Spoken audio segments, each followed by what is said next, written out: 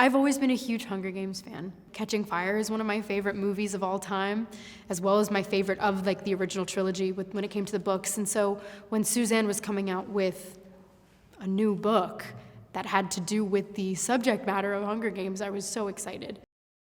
The Hunger Games kind of started that era of like Divergent and Shadowhunters, you know, like Suzanne was the first to write this young woman who was anti-establishment, anti-government, and really standing up for what's right in a very unconventional way, without an air of sweetness or even like, you know, there was nothing cordial about her either. She was very rough around the edges, and it was amazing to read that. Lucy Gray is such a compelling character, and she's kind of a breeding ground for what Katniss becomes 65 years later.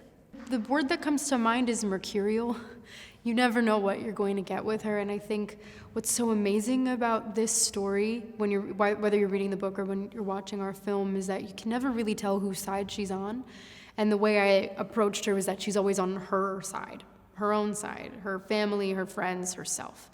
And I think that's why her relationship with Coriolanus is so interesting, is because she starts to see what it's like to put someone else's needs before your own, and she's loving with her whole heart, but when she starts to see traits in him that she may not find trustworthy, she has to put herself first and make those decisions. Josh came in and they immediately knew what they wanted to do with the character, and that's his power as an actor.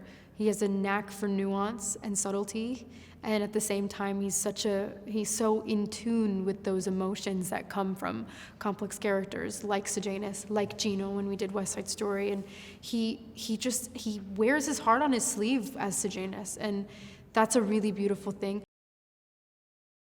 What are the Hunger Games for? The Hunger Games are to punish the districts. We're live! I'm your mentor. You seem like a good man, Coriolanus Snow. I have seen what war does to people.